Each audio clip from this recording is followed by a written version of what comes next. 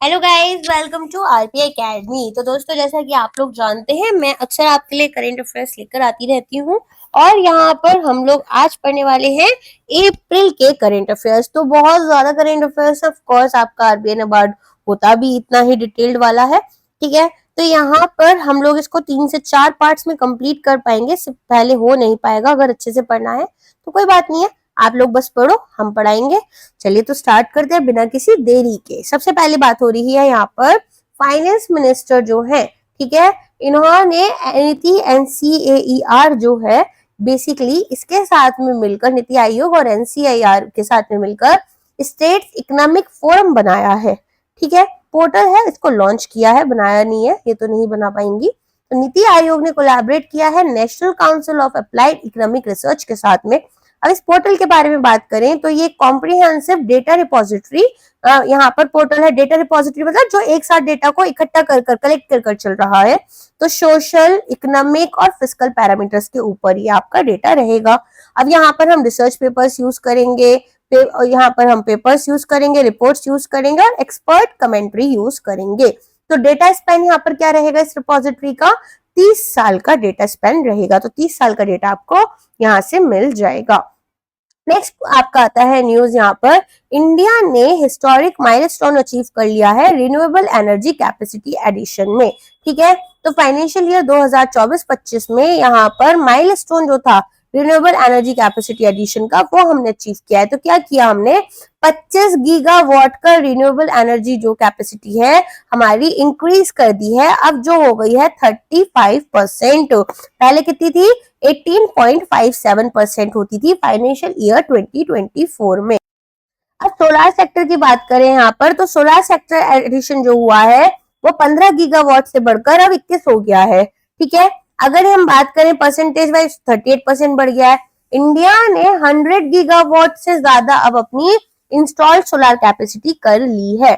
अगर हम बात करें डोमेस्टिक मैन्युफैक्चरिंग पुश की, तो सोलर मॉड्यूल मैन्युफैक्चरिंग कैपेसिटी हमारी 38 गीगावाट से हो गई है 74। सोलर पीवी सेल, हमारी फोटोवोल्टेक सेल मैन्युफैक्चरिंग कैपेसिटी हो चुकी है 25 गीगावाट की। First ingot water manufacturing facility जो है वो यहाँ पर आपकी 2 गीगावाट की हो गई है। इनगॉट वाटर मैन्युफैक्चरिंग फैसिलिटी क्या होती है?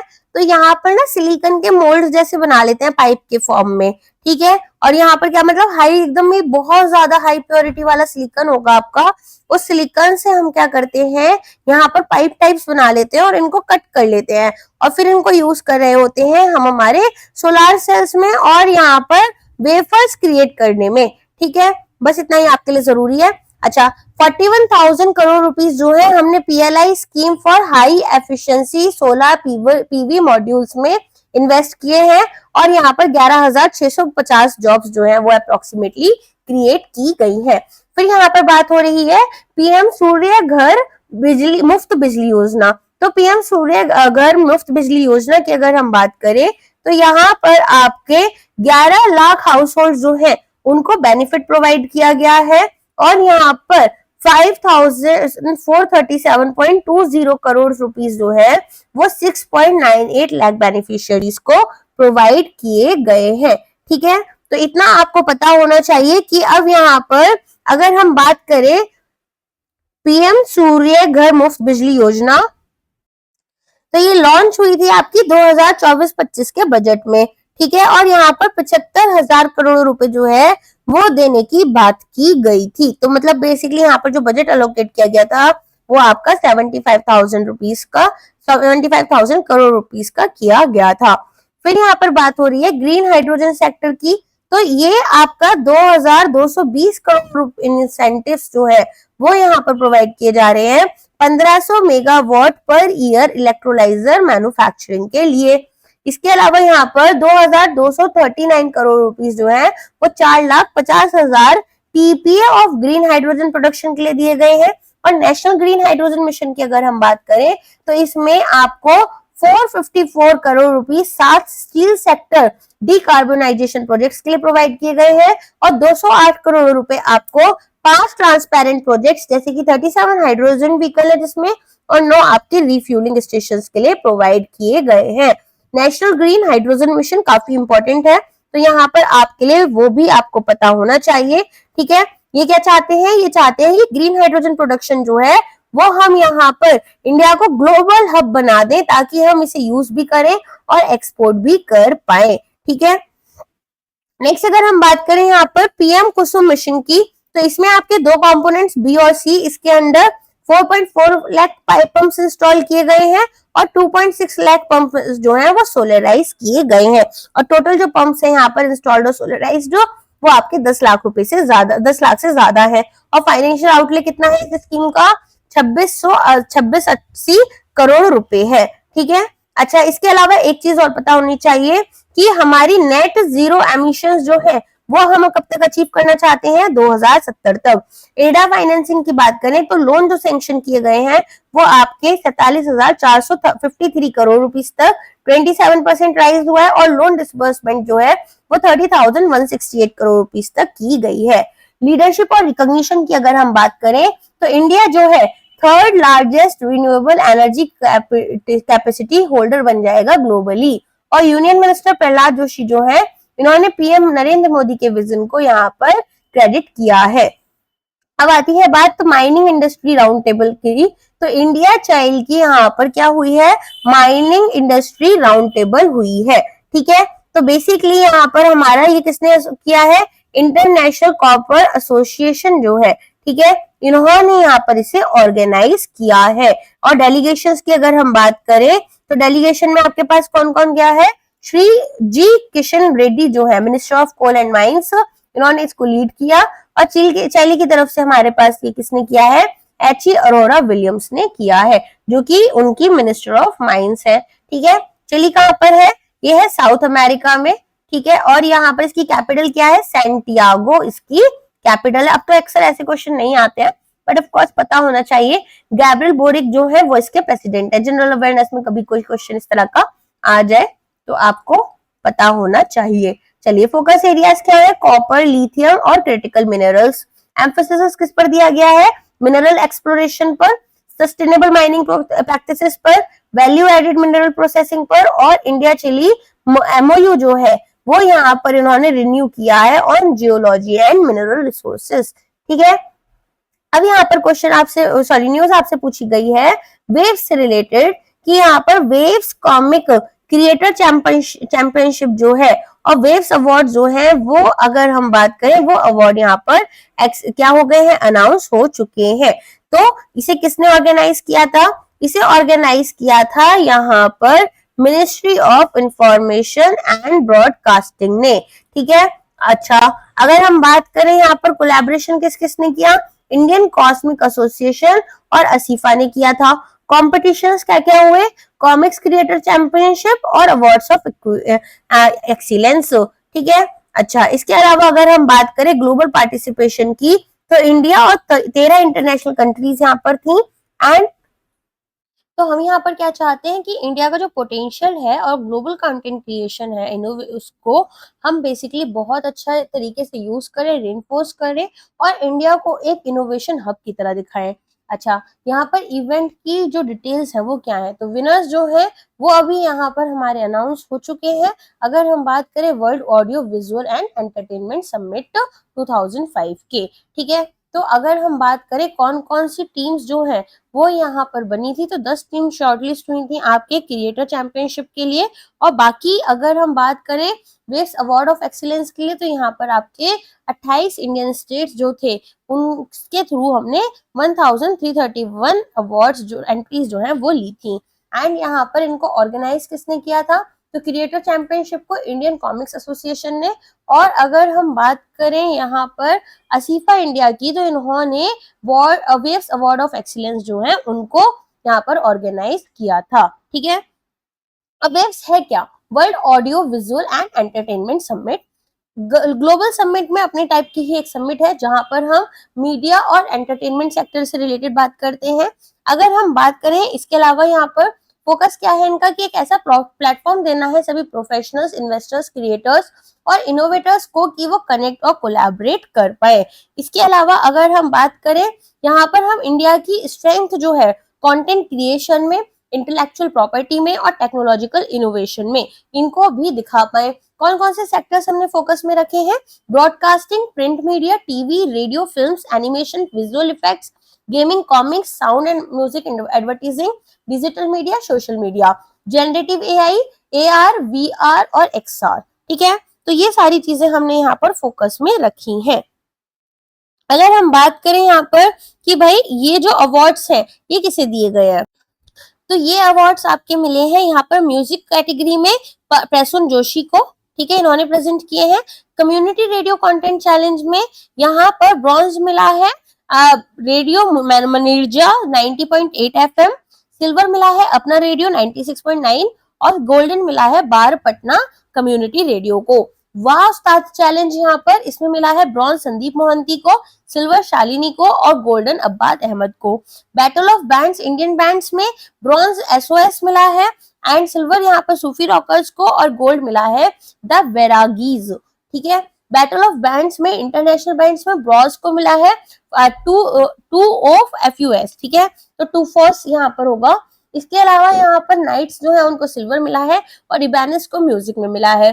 सिंफनी की बात करें तो ब्रॉन्ज मिला है टीम प्रभा को, सिल्वर शार्प को और गोल्ड फुनकारास को। ठीक है, तो इस तरीके से यहाँ पर हमारे पास कुछ अवार्ड्स। आई डोंट थिंक यहाँ पर आपसे अवार्ड्स ऐसे नाम पूछा जाएगा, फिर भी थोड़ा सा बस याद कर लेना। गोल्ड यहाँ पर एनिमेशन फिल्म मेकर कॉम्पिटिशन में मिला है अनिर्बेन मजुमदार को और एनिमेशन फिल्म मेकर कॉम्पिटिशन में श्रेया पोरे को मिला है एनिमेशन में और वीएफएक्स एंड वर्चुअल प्रोडक्शन में मिला है अनिर्बेन मजुमदार। इसके अलावा अगर हम बात करें यहाँ पर म्यूजिक में ही गोल्ड आपका म्यूजिक प्रतियोगिता में मिला है कुणाल कुंडू और अल्लभ सरदा को। ईडीएम चैलेंज में मिला है श्रीकांत वेम्यूला को। अच्छा, अब अगर बात करें अवार्ड्स ऑफ एक्सीलेंस में तो यंग फिल्म मेकर्स चैलेंज में यहाँ पर 12 से 15 साल की उम्र के लिए सुप्रिया कुमारी, आदि गोयल और आकाश खारवार को मिला है।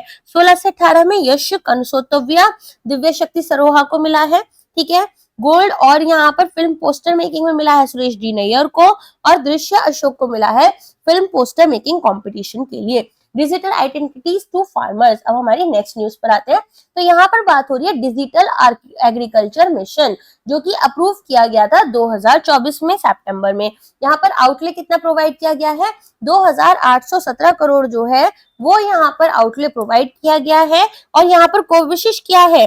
कोशिश ये है कि यहाँ पर हमें एक रोबस्ट डिजिटल पब्लिक इंफ्रास्ट्रक्चर जो है एग्रीकल्चर के लिए वो बनाना है ताकि हम timely, accurate, accessible crop related information हमारे फार्मर्स के लिए प्रोवाइड कर पाए। अब की कंपोनेंट्स आपके क्या क्या रहते हैं? तो सबसे पहले creation of agri stack DPI, ठीक है, जिसमें आपके पास क्या क्या आ जाता है? जियो रेफरेंस्ड विलेज मैप्स आ जाते हैं, आपके क्रॉप सोन रजिस्ट्री आ जाती है, फार्मर्स रजिस्ट्री आ जाती है। तो यहाँ पर हमने स्टेट गवर्नमेंट्स और यूटीज जो है उनको ये रजिस्ट्रीज बनानी होती है। ठीक है, अगर हम बात करें डीपीआई क्या होता है? डॉट्स पर इंच। ठीक है, कृषि डिसीजन सपोर्ट सिस्टम केडीएसएस और comprehensive soil fertility and profile maps. Target और प्रोग्रेस की अगर हम बात करें तो फार्मर आईडी जनरेशन जो है 11 करोड़ फार्मर्स की आईडी हमें 26-27 तक बनानी है। और यहाँ पर अभी तक कितने बन चुके हैं आपकी? 48,55,000 नहीं 4,85,57,246 फार्मर आईडीज आपकी बन चुकी हैं। डिजिटल क्रॉप सर्वे की बात करें तो ये आपका इंप्लीमेंट हो चुका है सभी स्टेट्स और यूटीज में खारिफ सीजन 2025 से। और यहाँ पर प्रोग्रेस जो है खारिफ 2024 में हमारा ये कंडक्ट किया गया 436 डिस्ट्रिक्ट्स में एंड यहाँ पर राबी जो है 2024-25 ये हो गया 461 डिस्ट्रिक्ट्स में, जहां पर हमने 23.90 करोड़ प्लॉट्स को यहाँ पर कवर किया है। प्लॉट्स मतलब वो जो एक एरिया होता है ना कि इतना जमीन है हमारे एक किसान के पास। ठीक है, तो यहाँ पर डिजिटल क्रॉप सर्वे भी चल रहा है, याद रखना। Special central assistant scheme for capital investment 25-26, तो यहाँ 24-25 यहाँ क्या है? टोटल अलोकेशन हुई है 5,000 करोड़ की। किसने की है? Department of expenditure, ministry of finance ने। अब अगर फंड्स की बात करें तो 1,76,000 करोड़ रुपीस जो है 6 स्टेट्स को दिए गए हैं, यूपी को, एमपी को, राजस्थान को, महाराष्ट्र को, तमिलनाडु, और Andhra Pradesh. Additional support major की बात करें तो कैंप मोड अप्रोच यूज की गई है, तो यहाँ 15,000 रुपए हर कैंप के अकॉर्डिंग यहाँ पर स्टेट्स को दिए जाएंगे और स्टेट्स को बोला गया है कि आप यहाँ पर फील्ड लेवल कैंप्स जो है उन्हें ऑर्गेनाइज करने की कोशिश करो। इंसेंटिव में फार्मर आईडी क्रिएशन की बात की गई है, तो 10 रुपए पर फार्मर आईडी जो है वो हमने अलोकेट की है पीएम किसान एडमिनिस्ट्रेटिव फंड के अंडर। अब हम इन्हें कैसे यूज कर रहे हैं? As a honorarium for field functionaries assisting in farmers registry creation. तो जो लोग यहाँ पर फार्मर रजिस्ट्री में हमें हेल्प कर रहे हैं, जो लोग यहाँ पर जगह जगह जा रहे हैं, ठीक है, उनके ऑनर में हमने यहाँ पर 10 रुपए पर फार्मर आईडी उनको अलोकेट की है। ठीक है, चलिए अब ये पैसा कहाँ से उठाया जा रहा है? पीएम किसान एडमिनिस्ट्रेटिव फंड से इनको यहाँ पर फंड करेंगे, राइट। चलो आगे बात करते हैं।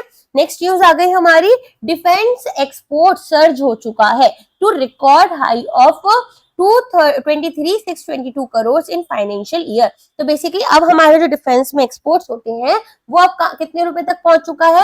23,622 करोड़ फाइनेंशियल ईयर 2024-25 में। तो एक ग्रोथ हमें देखने के लिए मिली है 12.4% की ओवर 23-24। तो अब हम यहाँ पर अलग अलग कंट्रीज को अपनी टेक्नोलॉजी से एक्सपोर्ट कर रहे हैं, यहाँ से बिल्ड कर सामान भेज रहे हैं। तो ओवरऑल अगर हम परफॉर्मेंस देखें तो वो आपकी कितनी है? यहाँ पर 12.04% बढ़ चुकी है। ठीक है, अगर हम कंपेयर करें लास्ट ईयर से तो 2023-24 से। ठीक है, चलिए अब आगे अगर हम बात करें सेक्टर वाइज कंट्रीब्यूशन की, तो देखो पहले कितना था? 21,083 करोड़ था। ठीक है, अब सेक्टर वाइज कंट्रीब्यूशन में डिफेंस पब्लिक सेक्टर अंडरटेकिंग्स, तो आप देखोगे पब्लिक सेक्टर अंडरटेकिंग्स कौन सी हो गई? जैसे आपका हिंदुस्तान एरोनॉटिक्स लिमिटेड हो गया, बीडीएल हो गया आपका। तो यहाँ पर 2024-25 में था 8,389 आई थिंक ना, तो करोड़। अभी कितना है? 5,874 करोड़। ग्रोथ कितनी हुई है? एब्सोल्यूट इंक्रीज हो गया है आपका 2,515 करोड़ का, और ग्रोथ रेट आपकी हुई है 42.85%। ठीक है, चलिए इसके बाद में अगर हम बात करें यहाँ पर प्राइवेट सेक्टर की, तो प्राइवेट सेक्टर से आपका 15,233 करोड़ था 2024-25 में, और जो कि यहाँ पर केवल 15,209 करोड़ था 2023-24 में। तो 24 करोड़ का इंक्रीमेंट देखने के लिए मिला है, विच मीन्स कि our public sector undertakings are doing और performing far better than our private sector. Vision क्या है? यहाँ पर 2029 तक के लिए हमारा टारगेट है कि 50,000 करोड़ जो है हम यहाँ पर डिफेंस एक्सपोर्ट्स में कर लेंगे। और गाइड यहाँ पर हमारे प्रधानमंत्री मोदी जी का जो विजन है सेल्फ रिलायंस का, ग्लोबल कॉम्पिटिटिवनेस का, वो हमें हेल्प कर रहा है। अब अलग अगर हम बात करें बैंकिंग रेगुलेशन अमेंडमेंट एक्ट 2020 जो है, इसने यहाँ पर आरबीआई का सुपरविजन जो है ओवर कोऑपरेटिव बैंक्स बढ़ा दिया है। ठीक है, सीसीईए जो है इन्होंने यहाँ पर आई थिंक ये कोई और एक्स्ट्रा लाइन आ गई है, एनीवेज सीसीईए की बात हो रही है यहाँ पर। सीसीईए क्या है? Cabinet committee on economic affairs. इन्होंने 4 मल्टी ट्रैकिंग प्रोजेक्ट्स जो है इंडियन रेलवेज के लिए उनको अप्रूव किया है। तो सीसीईए जो है वो चेयर कौन करते हैं? हमारे पीएम करते हैं। अब सिंपल ये भी क्वेश्चन बन सकता है एक स्टेटमेंट में। ठीक है, टोटल कॉस्ट कितनी है आपकी? 18,658 करोड़ है। टारगेट हमारा 2030-31 तक इसे कंप्लीट करने का है। 15 डिस्ट्रिक्ट्स को हम महाराष्ट्र, ओडिशा और छत्तीसगढ़ से कवर कर रहे हैं, और टोटल ट्रैक एडिशन हमारे यहाँ पर 1247 किलोमीटर्स को ऐड करने का है। ठीक है, अगर हम बात करें मल्टी ट्रैकिंग प्रोजेक्ट्स की, तो मल्टी ट्रैकिंग प्रोजेक्ट्स में आप क्या देखोगे? यहाँ पर संबलपुर जरापैदा, ये है आपकी 3rd और 4th lines. Jharsuguda season Schezwan आपका है 3rd एंड 4th लाइन्स में। खरसिया, नया Raipur, परमाक्षा 5th and 6th lines में, और गोंडिया, बलहरशाह, ये है आपका डबलिंग ऑफ एग्जिस्टिंग लाइन्स। देखो अगर इस पर क्वेश्चन आया ना, तो आपको ये जो 4 प्रोजेक्ट्स है ये दे देंगे, और इनके अलावा 1-2 और दे देंगे, और बोलेंगे कि कौन से आपके इसमें इंक्लूडेड नहीं है। ठीक है, या फिर यहाँ पर आपसे पूछ लेते हैं कि टोटल कॉस्ट कितनी है, कौन कौन से स्टेट्स इन्वॉल्व है। की फीचर्स क्या है? ये हमारे पीएम गति शक्ति नेशनल मास्टर प्लान के लिए है। ये बेसिकली इंफ्रास्ट्रक्चर से रिलेटेड है, जहां ये चाहते हैं कि जितने भी हमारे अलग अलग जैसे रोड, रेलवे, इलेक्ट्रिसिटी, ठीक है, लॉजिस्टिक हब, ये सबको एक साथ कनेक्ट कर दिया जाए और हम मल्टी मॉडल कनेक्टिविटी कर पाए ताकि कॉस्ट इफेक्टिव भी हो ये। और यहाँ पर 19 रेलवे स्टेशन जो है वो टोटल कंस्ट्रक्ट होने हैं, जिसमें से यहाँ पर एक्सेस 2 एस्पिरेशनल डिस्ट्रिक्ट्स के लिए भी हमें बढ़ानी है, गडचिरोली आपका महाराष्ट्र में और राजनांदगांव आपका छत्तीसगढ़ में। इनके लिए भी हमें 2 एस्पिरेशनल डिस्ट्रिक्ट्स हैं जिनके लिए हमें यहाँ पर अपनी एक्सेस बढ़ानी होगी। इसके बाद में 1878 करोड़ का जीरकपुर बाईपास प्रोजेक्ट जो है उसको भी अप्रूवल दिया गया है। तो यहाँ पर क्या है, यहाँ पर आपका एक लेंथ दी गई है रोड की 19.2 किलोमीटर, 6 लेन एक्सिस कंट्रोल रोड बनाई जाएगी। रूट यहाँ पर कौन सी है, NH7 जीरकपुर से पटियाला टू NH5 जीरकपुर से परवाणु। ठीक है, स्टेट्स कौन से हैं, पंजाब और हरियाणा कवर्ड है। 1878.31 करोड़ में ये आपका आएगा। की ऑब्जेक्टिव्स क्या है कि भाई जीरकपुर जो है उसको डिकंजेस्ट करना है, पंचकुला चंडीगढ़ के पास है उसको डिकंजेस्ट करना है और सराउंडिंग अर्बन जोन्स को। फिर यहाँ पर जो ट्रैफिक है हमारा उसको हमें डाइवर्ट करना है पटियाला से लेकर पटियाला, दिल्ली और मोहाली एरो सिटी से। इसके बाद में डायरेक्ट कनेक्टिविटी हमें प्रोवाइड करनी है टू हिमाचल प्रदेश। ठीक, so cabinet committee on economic affairs ने अप्रूव किया है 1332 करोड़ का यहाँ पर एक प्रोजेक्ट, जहां पर तिरुपति पकाला कटपटी रेलवे लाइन जो है इनको डबल किया जा रहा है। तो यहाँ पर बेसिकली कौन से स्टेट्स कवर्ड है, आंध्र प्रदेश और तमिलनाडु आपके कवर्ड है। ठीक है, नेटवर्क एक्सपेंशन की बात करें तो यहाँ पर 113 किलोमीटर और यहाँ पर हम इंडियन रेलवेज में ऐड कर देंगे। ये भी आपका पीएम गति शक्ति नेशनल मास्टर प्लान के अंडर ही आता है। अब आती है बात प्रेसिडेंट जो है इंडिया के, उनको अभी सिटी की ऑफ ऑनर मिला है, कहाँ से, लिस्बन से। तो लिस्बन सिटी जो है हमारी, वहां से यहाँ उनके मेयर जो है लिस्बन के, उन्होंने सिटी की ऑफ ऑनर प्रेजेंट किया है इंडियन प्रेसिडेंट द्रौपदी मुर्मू जी को। ठीक है, चलिए अब अगर हम बात करें नेक्स्ट न्यूज की, तो यहाँ बोल रहे हैं कि प्रेसिडेंट ऑफ इंडिया जो है उन्होंने स्लोवाकिया इंडिया बिजनेस फोरम को एड्रेस किया था। तो ये यहाँ पर गई होंगी और इन्होंने यहाँ पर थोड़ी सी चीजें बताई होंगी। ठीक है, अगर हम बात करें कहाँ पर किया है इन्होंने, ब्रेटिस्लावा में ये अपना पूरा का पूरा स्पीच वगैरह जो है वो दिया है। ठीक है, अच्छा अब अगर हम बात करें थाईलैंड की, तो यहाँ पर Indian prime minister and Thailand prime minister दोनों की थाईलैंड में बेसिकली मीटिंग हुई और यहाँ पर कुछ आउटकम्स आए। सबसे पहले तो बायलैटरल टॉक्स जो हुए थे वो हुए डिफेंस में, security, trade, investment, science, tech, space, tourism, health, education और कल्चर पर। ठीक है, इन सभी पर हुए। अब कुछ एग्रीमेंट साइन हुई। सबसे पहले तो यहाँ पर एक इन्होंने डिसाइड किया है स्ट्रेटेजिक पार्टनरशिप जो है एस्टैब्लिश करेंगे और अपने बायलैटरल टाइज को इम्प्रूव करेंगे। दूसरा, यहाँ पर डिजिटल कॉर्पोरेशन के लिए एमओयू साइन हुआ, जहां पर मिनिस्ट्री ऑफ डिजिटल इकोनॉमी जो है थाईलैंड की एंड सोसाइटी, इन्होंने इंडिया की मैती के साथ में मिनिस्ट्री ऑफ इलेक्ट्रॉनिक्स जो है हमारी उसके साथ में एमओयू साइन की है, जहां पर फोकस रखा गया है digital infrastructure, cyber security, digital innovation. फिर आता है मैरीटाइम हेरिटेज एमओयू, तो ये इंडिया के MOPSW, ठीक है, ministry of ports and highways आपके हो गए, और sugar basically Sagarmala division and Thailand के मिनिस्ट्री ऑफ कल्चर, इन्होंने साथ में इसको किया है साइन। अगर हम बात करें यहाँ पर national maritime heritage complex Lothal Gujarat जो है उसके ऊपर ये कोलैबोरेशन हुआ है, तो ये इंपॉर्टेंट हो जाएगा। MSME सेक्टर के ऊपर अगर हम बात करें तो यहाँ पर OSMEP थाईलैंड और NSIC इंडिया, इन दोनों ने किया है कॉर्पोरेशन। नॉर्थ ईस्ट कॉर्पोरेशन की अगर हम बात करें तो मिनिस्ट्री ऑफ फॉरेन अफेयर्स और इंडिया की मिनिस्ट्री जो है हमारी नॉर्थ ईस्ट से रिलेटेड उन्होंने किया है। इसके अलावा क्रिएटिव इंडस्ट्रीज की बात करें तो ये CEA थाईलैंड और NEHDC इंडिया के बीच में हुआ है। अब इंडिया बेसिकली PM जो है हमारे वो श्रीलंका गए थे, तो वहां पर क्या क्या चीजें हुई हैं। 4th ऑफिशियल विजिट थी इनकी, तो इन्होंने जय श्री महाबोधि अनुराधपुरा में जो है उसको विजिट किया और प्रेयर्स ऑफर करी सेक्रेड महाबोधि ट्री पर, जो आई थिंक एक यूनेस्को वर्ल्ड हेरिटेज साइट भी है। इसके अलावा यहाँ पर इनको मिला मित्र विभूषण, ठीक है, मित्र विभूषण क्या है? हाईएस्ट सिविलियन ऑनर है फॉरेन नेशनल्स के लिए श्रीलंका का। जैसे इंडिया में भारत रत्न होता है लेकिन भारतीयों को ही मिलता है, ऐसे इनका फॉरेनर्स के लिए जो है, ठीक है, वो भी है मित्र विभूषण। 22nd इंटरनेशनल अवार्ड है ये जो हमारे पीएम को मिला है। इसके बाद में फीचर्स की बात करें तो यहाँ पर एक साइटेशन के साथ साथ सिल्वर मेडल भी मिला इनको, जिसमें कि 9 श्रीलंकन जेम्स और सिंबॉलिक एलिमेंट्स थे, जैसे लोटस हो गया, ग्लोब हो गया, सन, मून और राइस शेप्स हो गए, ठीक है।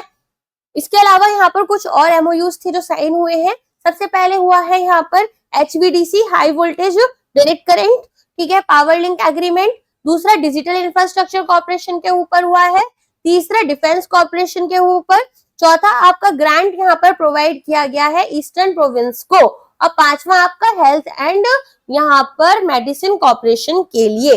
फिर अगर हम बात करें कोलैबोरेटिव एफर्ट्स की हेल्थ केयर सिस्टम्स में और मेडिकल टेक्नोलॉजीज में, इसकी भी बात की गई है और फार्माकोपियल कोलैबोरेशन की बात की गई है। नेक्स्ट हमारे पास आता है दुबई के क्राउन प्रिंस शेख हमदान, ठीक है, इनकी विजिट हुई है। अब ये इंपॉर्टेंट हो जाता है। तो शेख हमदान बिन मोहम्मद बिन राशिद अल मखदूम, आप ऐसे बस हमदान के नाम से याद कर लो, ये हमदान से याद रहेगा आपको, ठीक है। इनको बोलते भी वैसे हमदान ही है वहां पर।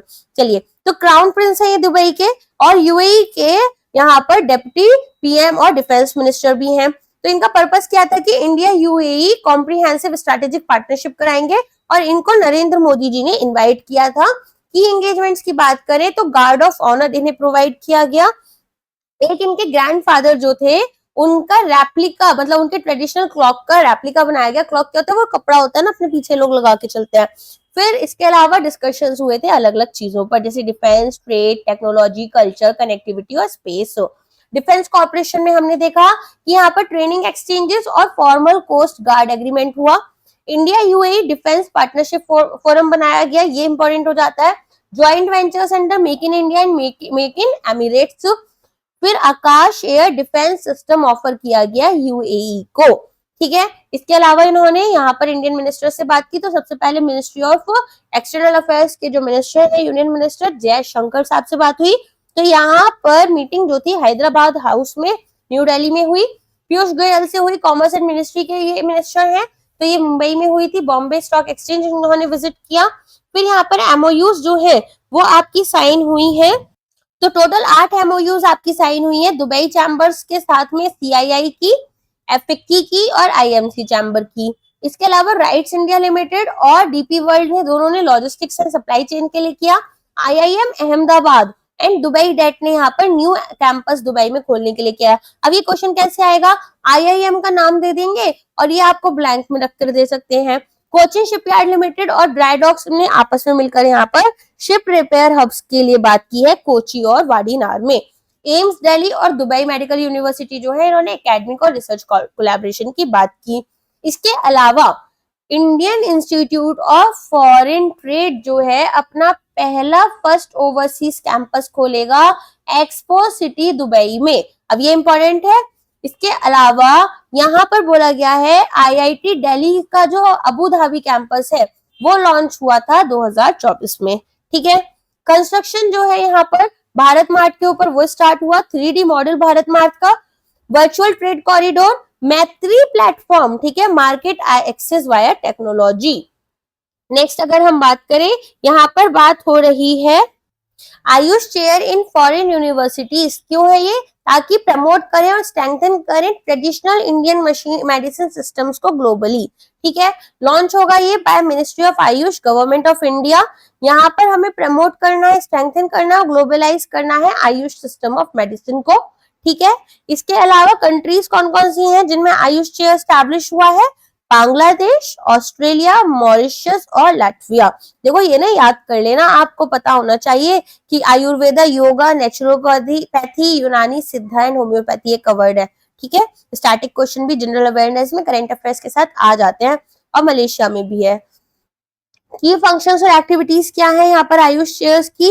तो बेसिकली एकेडमिक और रिसर्च कंट्रीब्यूशन आते हैं यहाँ पर। तो lectures, tutorials, practicals, seminars, faculty meeting, conference, ये सब होता है ना।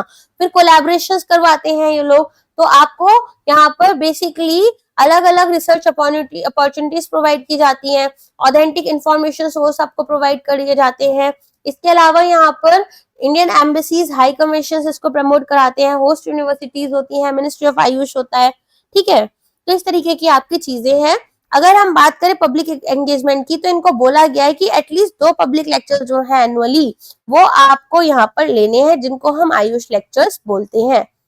इंटरनेशनल कोलैबोरेशंस की बात करें तो 50 इंस्टीट्यूट टू इंस्टीट्यूट एमओयूज हैं, जो कि यहाँ पर ग्लोबली साइन होती हैं। अब नेक्स्ट आपका है bridging progress, the rise of the new Pamban bridge. तो ये इनॉग्रेट किसने किया? प्रधानमंत्री नरेंद्र मोदी ने। कहां पर किया? रामेश्वर आइलैंड के साथ में रमंतपुरम में, ठीक है। तो ये है आपका तमिलनाडु में, दोनों ऑफ कोर्स आपको पता ही होना चाहिए, Rameswaram Tambaram Chennai new train service, ये भी फ्लैग ऑफ की गई। कंस्ट्रक्शन की बात करें तो इंडिया का पहला वर्टिकल लिफ्ट रेलवे सी ब्रिज है, याद रखना, वर्टिकल लिफ्ट रेलवे सी ब्रिज इंडिया का ये पहला होगा। लेंथ कितनी है वो भी याद कर लेना, 2.07 किलोमीटर है और पाक स्ट्रेट में है अक्रॉस, बेसिकली पाक स्ट्रेट है ये तमिलनाडु में। 72.5 metre vertical life lift span है यहाँ पर, तो आप 17 मीटर तक लिफ्ट कर सकते हैं। तो यहाँ पर जो लार्ज शिप्स है वो अंडरनीथ पास हो जाते हैं। प्रोजेक्ट डेवलपमेंट की अगर हम बात करें तो आरवीएनएल रेल विकास निगम लिमिटेड, जिनके शेयर है यहाँ पर उनको बहुत अच्छे से पता होगा, एक नवरत्न पीएसयू है जो कि मिनिस्ट्री ऑफ रेलवेज के अंडर आती है। कॉस्ट इसकी 700 करोड़ रुपए है और हाइट की अगर हम बात करें तो 3 मीटर हाइयर है ये ओल्ड ब्रिज से। सस्टेनेबिलिटी की बात करें तो यहाँ पर जो लाइफ स्पैन है इसका वो ओवर 100 इयर्स है और मिनिमल मेंटेनेंस की जरूरत है। कल्चरल और हिस्टोरिकल की बात करें अगर हम, तो इसके बाद में जो ब्रिज है इसकी डीप कल्चरल रूट्स हैं जो कि रामायण से लिंक्ड है। अरे वो वाला था ना रामायण, राम सेतु, ठीक है, तो वो उसी की बात हो रही है ये। तो जहां पर राम सेतु कंस्ट्रक्शन जो है वो हम मानते हैं कि ऑलरेडी हो चुका था, धनुषकोडी नियर रामेश्वरम। अब नेक्स्ट है आपका union agriculture minister Shri Shivraj Singh Chouhan, जो एमपी के पहले सीएम होते थे, और इजराइल के minister of agriculture and food security mister Avi Dichter, इनके बीच में मीटिंग हुई है। देखो, एग्रीकल्चर से रिलेटेड अगर एमओयू आ जाए और नहीं पता है कि भाई कौन सी कंट्रीज के बीच में हुई है, तो इजराइल और ऑस्ट्रेलिया, ठीक है। अगर टेक्नोलॉजी से रिलेटेड है ना तो इनके बीच में होने के प्लान्स चांसेस ज्यादा होते हैं, याद रखना।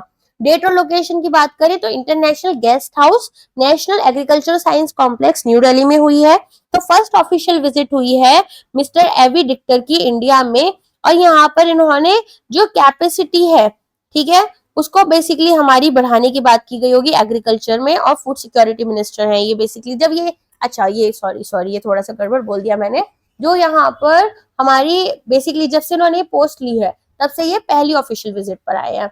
Agriculture cooperation agreement and work plan के बारे में बात हुई है, तो एक न्यू एग्रीमेंट यहाँ पर साइन हुई है जिसमें कि हम स्ट्रेंथन कर रहे हैं एग्रीकल्चरल कॉपरेशन इंडिया और इजराइल के बीच में। सॉइल एंड वाटर मैनेजमेंट पर फोकस है हमारा, हॉर्टिकल्चर एंड एग्रीकल्चर प्रोडक्शन पर है, post harvest and processing technology पर है, एग्रीकल्चर मैकेनाइजेशन के ऊपर है, एनिमल हस्बेंड्री रिसर्च और डेवलपमेंट के ऊपर है। एम्फेसिस दिया है हमने इनोवेशन एंड टेक्नोलॉजी के ऊपर। तो यहाँ पर मार्शल प्रोग्राम जो है, ठीक है, इसका रोल हम देख रहे हैं सक्सेसफुल एग्रीकल्चरल पार्टनरशिप में, जिसको यहाँ पर क्या किया गया है, प्रेस किया गया है। इजराइल का कॉन्सेप्ट है विलेजेस ऑफ एक्सीलेंस, यहाँ पर इसको भी हाईलाइट किया है इन्होंने, और दोनों ही साइड में टेक्नोलॉजी ट्रांसफर की बात की गई है और हाई क्वालिटी सीड्स। बोला था ना टेक्नोलॉजी रिलेटेड कुछ भी आ जाए तो पहला होता है आपका इजराइल, दूसरा होता है ऑस्ट्रेलिया। एक 5 ईयर सीड इंप्रूवमेंट प्लान जो है वो भी एक्सप्लोर करने की बात की जा रही है, तो ये इंपॉर्टेंट हो जाता है। इसके अलावा यहाँ पर इजराइल ने इंटरेस्ट शो करा है इंडिया के डिजिटल एग्रीकल्चरल मिनिस्टर में मिशन में सॉरी ठीक है, चलो, commitment to global food security. तो यहाँ पर दोनों साइड ने एम्फेसाइज किया है कि हमारी शेयर्ड कमिटमेंट रखेंगे to contribute to global food security. फिर ज्वाइंट वर्किंग ग्रुप की बात हुई है कि एक ज्वाइंट वर्किंग ग्रुप बनाएंगे जिसमें कॉन्टिन्यूस डायलॉग होगा और यहाँ पर एक क्लियर रोड मैप बनाएंगे हमारे डिफाइंड गोल्स के साथ में, और टाइमलाइन यहाँ पर सेट करेंगे। इंडिया में तो टाइमलाइन सेट करने की बहुत जरूरत है। इसके अलावा यहाँ पर इन्होंने इनवाइट करा है वर्ल्ड फूड इंडिया 2025 में इजराइल को ऑफिशियली। ठीक है, अब अगर हम बात करें वर्ल्ड फूड इंडिया 2025 के बारे में, तो आपको पता होगा 2024 में भी हुआ था ये, राइट। तो यहाँ पर हम क्या करते हैं, ये थर्ड एडिशन था 2024 वाला, अब ये कौन सा होगा, फोर्थ एडिशन होगा, है ना। तो यहाँ पर हम क्या करते हैं, यहाँ पर हम शोकेस करते हैं कि भाई इंडिया जो है वहां पर कितनी ज्यादा ग्लोबल इन्वेस्टमेंट अपॉर्चुनिटीज है और कलनरी एक्सीलेंस है अगर हम बात करें। ठीक है, तो बेसिकली आप आओ इंडिया में इन्वेस्ट करो, हमारे पास बहुत कुछ है आपको दिखाने के लिए। अच्छा, 2024 वाली आपकी थीम क्या थी, कनेक्ट, कोलैबोरेट और ग्रो। ओके, चलो कहां पर हुआ था वो पता है, न्यू दिल्ली में हुआ था। अब नेक्स्ट न्यूज आती है आपकी threads of progress, how make in India is shaping the future of textiles and April industry. तो टेक्सटाइल इंडस्ट्री और एप्रिल इंडस्ट्री जो है उसे यहाँ पर हम किस तरीके से कर रहे हैं। तो इंडिया जो है यहाँ पर बेसिकली अगर हम बोले मेक इन इंडिया का impact, economic contribution, textile industry जो है वो आपके इंडिया के जीडीपी का 2.3% देती है, 13% यहाँ पर इंडस्ट्रियल प्रोडक्शन का देती है और 12% एक्सपोर्ट का है। इंडियन एक्सपोर्ट्स जो है वो आपके 2023-24 में $34.4 बिलियन तक पहुंच गए थे और अप्रैल कंट्रीब्यूशन यहाँ पर 42% का था एक्सपोर्ट बास्केट में। 45 मिलियन लोग जो हैं उनको हमने डायरेक्टली यहाँ पर एम्प्लॉय किया था और एमएसएमई जो है इन्होंने सेक्टर को डोमिनेट किया, जिसमें 80% textile capacity small scale clusters की थी। ग्रोथ और एक्सपेंशन की अगर हम बात करें तो इंडियन टेक्सटाइल मार्केट जो है वो यहाँ पर $350 बिलियन तक पहुंच जाएगा बाय 2030। 7% ग्रोथ जो है वो हमारी टेक्सटाइल और अप्रैल एक्सपोर्ट्स में देखने के लिए मिली है, अप्रैल से लेकर अगर हम दिसंबर 2024 की बात करें। इंडिया की रैंक क्या है, 5th है ग्लोबली टेक्सटाइल प्रोडक्शन में और टारगेटेड ग्रोथ जो है वो है 15 से 20%। गवर्नमेंट इनिशिएटिव्स की बात करें तो पीएलआई स्कीम्स यहाँ पर तो 10,683 करोड़ रुपए जो है वो अलोकेट किए गए हैं मैन्युफैक्चरिंग में इन मैनमेड फाइबर और टेक्निकल टेक्सटाइल। पीएम मित्रा पार्क की बात करें तो रुपीज 4,445 करोड़ रुपए जो है वो हमने प्रोवाइड किए हैं to establish mega integrated textile parks. इसके बाद में हमने amended technology upgradation fund scheme ATUFS, यहाँ पर ऐसी स्कीम्स के ना फुल फॉर्म के बारे में पूछ लेते हैं। तो 17,822 करोड़ जो है वो आपकी कैपिटल सब्सिडीज दी गई हैं ताकि हम टेक्नोलॉजी अपग्रेड जो है उनको सपोर्ट करें। समर्थ स्कीम जो है यहाँ पर 115 करोड़ रुपए हमने प्रोवाइड करे हैं स्किल ट्रेनिंग के लिए to textile workers. Textile cluster development scheme की बात करें तो 853 करोड़ रुपए यहाँ पर लग रहे हैं इंटीग्रेटेड वर्क स्पेस और enhancing competitiveness. National textile technical textile mission में हमारे 1,480 करोड़ जो हैं वो आपके लग रहे हैं टेक्निकल टेक्सटाइल्स के लिए। 168 प्रोजेक्ट्स है, 509 करोड़ रुपीस जो है वो हमारे जनवरी तक अप्रूव हो चुके हैं।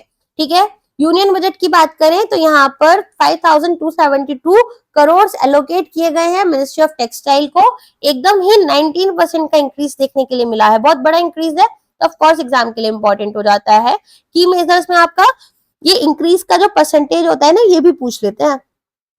कॉटन मिशन, ताकि हम यहाँ पर प्रोडक्टिविटी इंक्रीज कर पाए। टैक्स एग्जाम्पशंस प्रोवाइड किए गए हैं, शटल लेस लूम्स को जो मशीन होती है अगर कहीं पर भी शटल लेस है तो उनमें टैक्स एग्जाम्पशन है। कस्टम ड्यूटीज में इंक्रीजमेंट किया है इन्होंने अगर निटेड फैब्रिक्स है ताकि चीप इंपोर्ट्स ना हो। इसके अलावा यहाँ पर एक्सटेंशन हुआ है एक्सपोर्ट टाइमलाइंस का और benefits for handicrafts. MSME support दिया जा रहा है एक्सपोर्ट्स के लिए, क्रेडिट एनहांसमेंट्स के लिए और एंटरप्रेन्योरशिप के लिए। फिर एक्सपोर्ट और मार्केट एक्सपेंशन की बात की गई है तो इंडिया जो है 6th लार्जेस्ट एक्सपोर्टर है टेक्सटाइल्स का और अप्रैल्स का ग्लोबली और 8.21% जो है वो आपका शेयर जाता है टोटल एक्सपोर्ट्स में। मेजर एक्सपोर्ट मार्केट्स जो है यहाँ पर यूएसए और ईयू है आपके।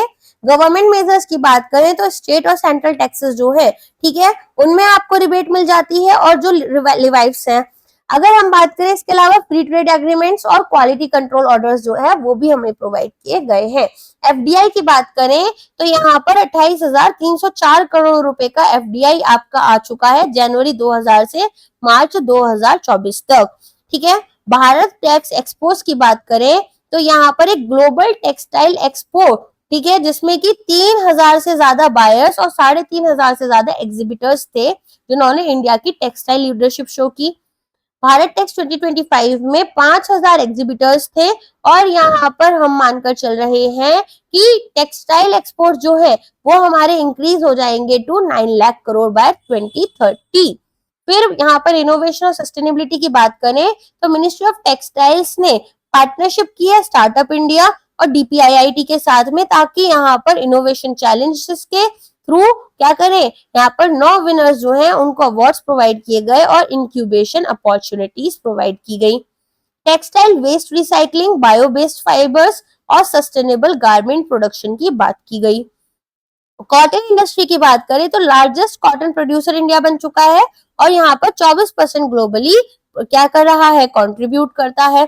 कॉटन एक्सपोर्ट्स कितने हो गए, 26.24 लाख बेल्स जो है 2023-24 में वो यहाँ पर एक्सपोर्ट की गई हैं। याद रखना जो लोग नबार्ड के एग्जाम देते हैं ना उनके लिए तो ये और ज्यादा इंपॉर्टेंट है। डोमेस्टिक कंजम्पशन जो है वो आपका 323 लाख बेल तक यहाँ पर होता है। और गवर्नमेंट इनिशिएटिव्स में आपके पास में मिनिमम सपोर्ट प्राइस ऑपरेशंस आते हैं। कॉटी एली ऐप है आपका, ई ऑक्शंस है, ठीक है, अब इस ऐप के बारे में थोड़ा सा पढ़ लेना। स्किल इंडस्ट्री इन इंडिया, तो India second largest silk producer है ग्लोबली, जहां पर 38,913 एमटी क्या हो रहा है आपका 2023-24 में प्रोडक्शन हो रहा है, मिलियन टन। फिर गवर्नमेंट स्कीम्स जैसे कि सिल्क समाग्रह है और यहाँ पर शेड्यूल कास्ट सब प्लान जो है वो सेरिकल्चर को क्या कर रहे हैं, यहाँ पर सपोर्ट करते हैं और रिसर्च एंड डेवलपमेंट एफर्ट्स जो है वो यहाँ क्वालिटी को बढ़ाने की और प्रोडक्शन को बढ़ाने की कोशिश कर रहे हैं। इंडिया की रिन्यूएबल एनर्जी कैपेसिटी जो है इसने हिस्टोरिक ग्रोथ देखी है। ये न्यूज आई थिंक रिपोर्ट अपनी हो चुकी है, फर्स्ट हमने इसी से स्टार्ट किया था तो इसको स्किप कर देते हैं। डिजिटल एग्रीकल्चर मिशन भी हमारा हो चुका था। फिर आता है वक्फ अमेंडमेंट बिल 2025। तो यहाँ पर क्या हुआ, यहाँ पर हमने वक्फ एक्ट 1995 को अमेंड किया और यहाँ पर जो भी हमारे इश्यूज आ रहे थे वक्फ प्रॉपर्टीज को मैनेज करने में उनको एड्रेस किया और एनहांस करने की कोशिश की है, ओवरऑल एफिशिएंसी एंड ट्रांसपेरेंसी। अब की प्रोविजंस क्या है वक्फ अमेंडमेंट बिल 2025 के, तो जुडिशियल रिव्यू ट्रिब्यूनल डिसीजंस का, तो यहाँ पर एक प्रोविजन दिया गया कि हाई कोर्ट अपील्स जो है वो अलाउ की जाएंगी जो भी वक्फ ट्रिब्यूनल आपके ऑर्डर्स पास कर रहा है, ठीक है, जो कि यहाँ पर काफी टाइम से नहीं था। इंक्लूसिविटी की बात की गई है तो यहाँ पर बोला गया है कि नॉन मुस्लिम मेंबर्स जो है वो भी हो सकते हैं, यहाँ पर सीईओ भी बन सकते हैं और स्टेट वक्फ बोर्ड जो है उसका पार्ट हो सकते हैं, सेंट्रल वक्फ काउंसिल का भी पार्ट हो सकते हैं। और जो कॉम्पोजिशन होगी वक्फ ट्रिब्यूनल की वो यहाँ पर 3 मेंबर्स लेकर चलेगी। एक तो डिस्ट्रिक्ट जज के लेवल पर डिस्ट्रिक्ट जज रहेंगे, एक joint secretary level state officer और एक एक्सपर्ट इन मुस्लिम लॉ।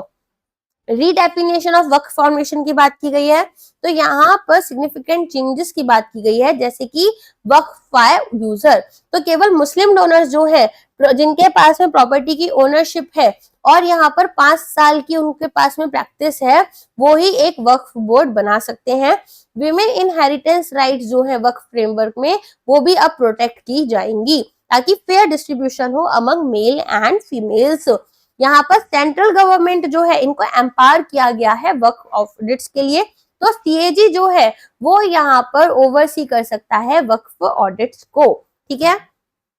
फिर आपका रिडक्शन की बात की गई है, मैंडेटरी कंट्रीब्यूशन जो है वक्फ इंस्टीट्यूशंस में, तो पहले यहाँ पर वक्फ बोर्ड को क्या करना था, यहाँ पर वक्फ इंस्टीट्यूशंस को कंट्रीब्यूट करना था वक्फ बोर्ड को कितना 7%, अब कितना करना है 5%, ठीक है। तो एक बड़ा पोर्शन जो था इन इंस्टीट्यूशंस का वो बोर्ड के पास चला जाता था, ठीक है। चलिए फिर ऑडिट रिक्वायरमेंट्स के लिए यहाँ पर बोला है कि जिनकी भी इनकम 1 लाख रुपए से ज्यादा है उनको यहाँ पर ऑडिट किया जाएगा। कौन ऑडिट करेगा, स्टेट अपॉइंटेड ऑडिटर्स। और एक सेंट्रलाइज पोर्टल बनाया जाएगा जहां पर मैनेजमेंट होगी इनकी प्रॉपर्टीज की, ताकि एफिशिएंसी और ट्रांसपेरेंसी ला पाए हम इनके एडमिनिस्ट्रेशन में।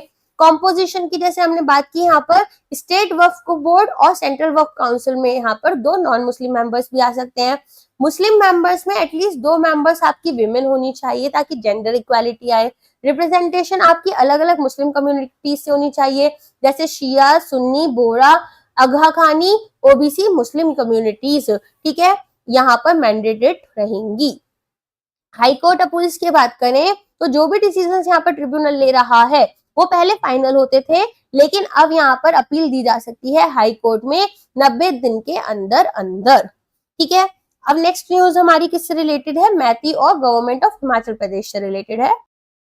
एक साइबर सिक्योरिटी आई कास्ट 25 वर्कशॉप जो है वो ऑर्गेनाइज की गई है ताकि साइबर सिक्योरिटी पोस्टर जो है स्टेट गवर्नमेंट डिपार्टमेंट्स का उसको एनहांस किया जाए। तो नेशनल ई गवर्नेंस डिवीजन किसके अंडर आती है, ministry of electronics and information technology के अंडर आती है।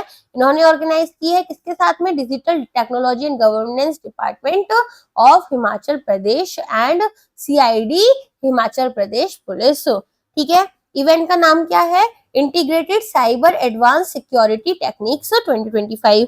ड्यूरेशन आपकी 2 दिन की है। लोकेशन आपकी पुलिस हेडक्वार्टर्स शिमला है। की हाइलाइट्स आपके इनॉग्रेशन जो है डॉक्टर अतुल वर्मा आईपीएस है यहाँ पर डीजीपी हिमाचल प्रदेश, उन्होंने इनॉग्रेट किया था। फ्यूचर प्लान्स यहाँ पर क्या है कि भाई स्टेट लीडरशिप जो है उसको एक्सपेंड करेंगे, नेशनल कैपेसिटी बिल्डिंग की बात हुई है, राइट।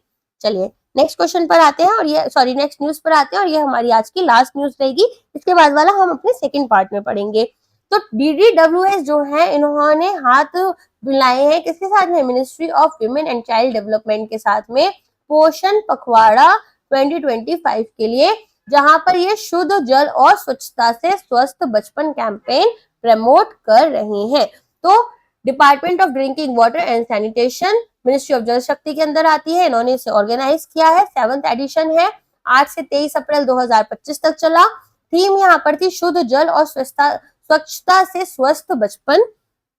टैगलाइन थी पूर्ण पोषण की शुरुआत शुद्ध जल और स्वच्छता के साथ।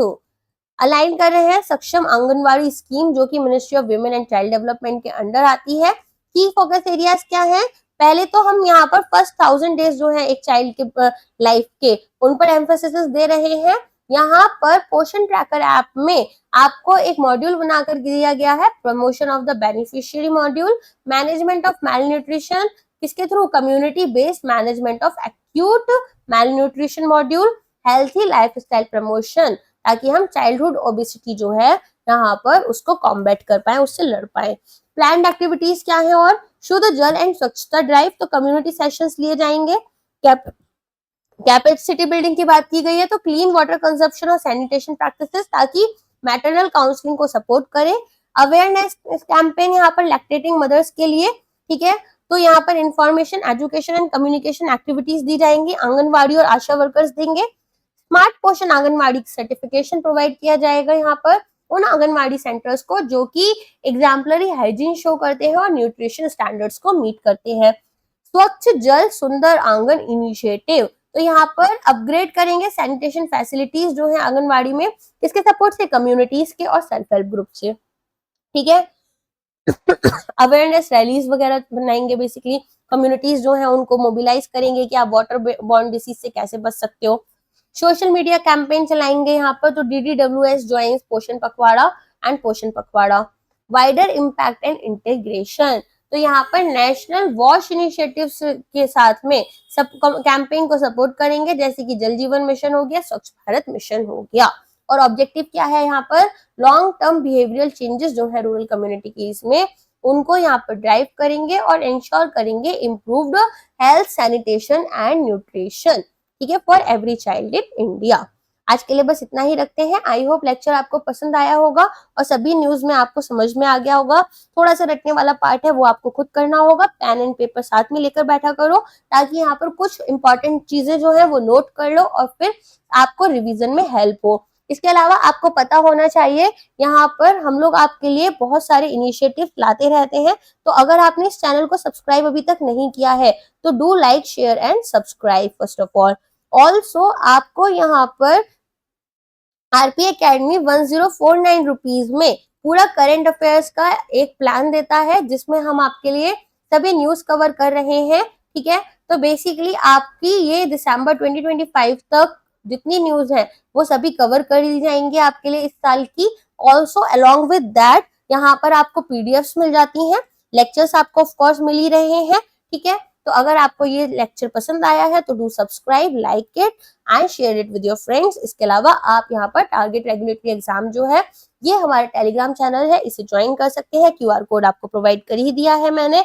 और आप क्या करोगे, आरपीए एकेडमी का एप्लीकेशन जो है वो प्ले स्टोर से डाउनलोड करोगे ताकि आपको सभी PDF, free initiatives, e books हमारी तरफ से मिल जाए। ओके, चलिए अब मिलते हैं नेक्स्ट लेक्चर में। Thank you so much.